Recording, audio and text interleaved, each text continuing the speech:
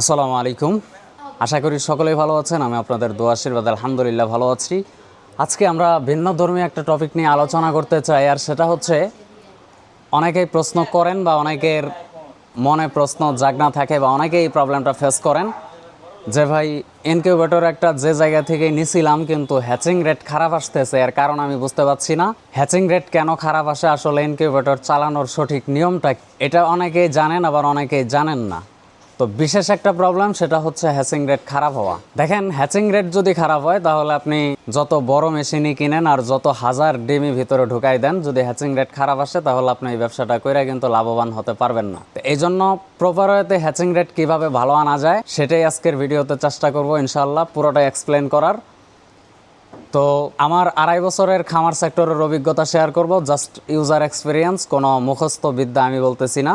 তো পুরো ভিডিও জোরের সাথে থাকবেন। আমি আছি মোহাম্মদ আশরাফুল আলম, ভালো ভিডিওর পক্ষ থেকে। এই তো দেখতে পাচ্ছেন আমার সামনে একটা 276 ডিমের অটোমেটিক ইনকিউবেটর। তো যারা সেমি অটো বা ম্যানুয়াল চালান, এটা তো অটোমেটিক টার্ন করবে, কিন্তু যারা সেমি অটো, যেটা মানে হাত দিয়ে ডিম ঘোরাই দিতে হয়, টার্ন করাই দিতে হয়, তারা অনেকেই যে ভুলটা করেন সেটা হচ্ছে প্রথমত ডিম বসানো থেকে ভুল করেন। ডিম বসানো থেকে ভুল মানে হচ্ছে, ধরেন আপনার একটা বাল্ব এই পাশে বসানো আছে, হ্যাঁ, কেন খারাপ আসবে?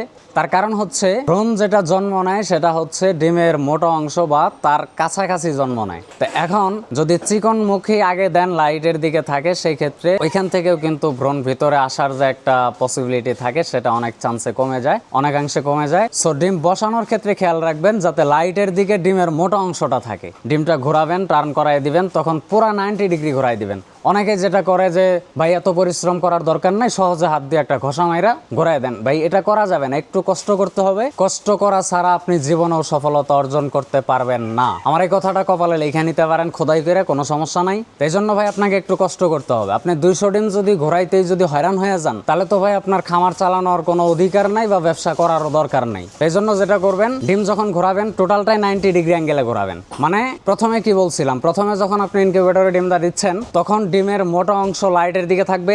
টোটাল 90 ডিগ্রি অ্যাঙ্গেলে যখন ঘুরবে তখন চোক্কা মাথা যাবে লাইটের দিকে, মোটা অংশ থাকবে লাইটের অপোজিট সাইডে। আর উপরের দিকে যে একটা মার্ক চিহ্ন দেন, এক একজন গার্লফ্রেন্ডের নামও লেখেন আর কি। তো যাই হোক, যে মার্কই করেন না কেন, যেই দাগই দেন না কেন, সেই দাগটা সরাসরি উপরে থাকলে ডিম বসানোর সময় উপরে দিবেন।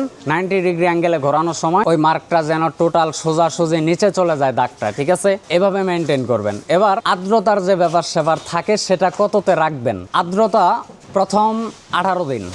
18 দিন বলতে ডিম যে ভাঙ্গে, মানে গ্রামের ভাষায় সম্ভবত কোনায় বলে, ওই যে ডিম যে ফাটা শুরু হয় ওই পর্যন্ত, ফাটার আগ মুহূর্ত পর্যন্ত একটা ডিমও ফাটে নাই, এমন পর্যন্ত আর্দ্রতা রাখবেন হচ্ছে 55 থেকে 65%। 55 থেকে যদি 65 ধরে রাখতে পারেন তাহলে হ্যাচিং রেট ভালো আসবে। এখন কথা হচ্ছে যে ভাই শীতের দিন একটু আবহাওয়া ঠান্ডা হয়ে গেলেই তো আর্দ্রতা কমে যায়, তখন আমরা কি করতে পারি? তো আর্দ্রতা বাড়ানোর জন্য আপনি যেটা করবেন সেটা হচ্ছে, অনেকেই নিচে দেখা গেছে একটা বাটির ভিতরে পানি দিয়ে রাখে। এখন বাটির ভিতরে পানি দিলে হয় কি, বাটির ভিতরে পানি দেওয়াটা আমি অন্তত ভালো করে সাজেস্ট করি না 100%। আপনারা রেজাল্ট ভালো পাইতে পারেন, বাট আমি পাই নাই, এজন্য বলতেছি। বাটির ভিতরে পানি দিলে এই যে এখানে একটা ফ্যান আছে, ঠিক আছে? এখন আপনি যখন এইখানে বাটিটা বসাবেন তখন এই যে বাটি থেকে যে মানে পানিটা যে হালকা গরম হবে, এই গরম হওয়ার বাতাসটাকে ওইদিকে ভালো করে পৌঁছাচ্ছে। তো ভালো করে যদি না পৌঁছায়, ডিমের গায়ে যদি না লাগে, তাহলে তো আর্দ্রতা ঠিক থাকবে না। তো এই জন্য আমি যেটা করি সেটা হচ্ছে, এই যে এটা কিন্তু মেশিনের একটা দেওয়াল, অর্থাৎ বাউন্ডারি।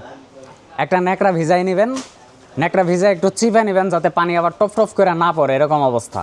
শুকনা চিপবেন, চিপানি দিয়া এরপরে এই দিক থেকে দিয়া ঝোলাই দিয়া পরে ঢাকনা আটকাই দিবেন, তাহলে আর্দ্রতা সহজেই কন্ট্রোল হবে। অনেকেই চেষ্টা করেন যে ভাই আর্দ্রতা তো 30-এর উপরে উঠাইতেই পারতেছি না, তো তখন এই ন্যাকড়া ভিজানোর যে প্রসেসটা, এটা যখন আপনি ফলো করবেন তখন কিন্তু দেখা গেছে যে আর্দ্রতা লাভ দিয়া 55 থেকে 60-65-তে চলে যাবে। এবার গেল 55 থেকে 65 দিন পর্যন্ত।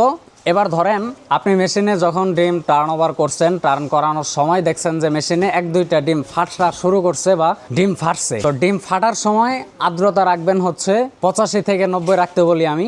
তার কারণ হচ্ছে 85 থেকে 90% যখন রাখবেন তখন ডিমের খোসাটা নরম হয়ে যাবে। নরম হইলে ডিমের ভিতরের যে বাচ্চাগুলো আছে প্রত্যেকটাই আপনার মতো হয়তো দানব না, আপনার মতো শক্তিশালী না, তো অনেক দুর্বল বাচ্চাও থাকে। দুর্বল বাচ্চাটা হালকা যদি আঘাতও করে তারপরেও ডিমের খোসা যদি নরম থাকে ও বের হয়ে যাইতে পারবে। কিন্তু আর্দ্রতা কম থাকার কারণে যদি ডিমের খোসা শক্ত থাকে সেক্ষেত্রে দুর্বল বাচ্চাটা ঠোঁট দিয়া ডিমের খোসা ভাঙ্গা বের হইতে পারবে না, ও কিন্তু ভিতরে দম আটকে মারা যাবে, মাচা ধরা যেটা বলে, যে মাচা লাইগা বাচ্চা ভিতরে মারা গেছে।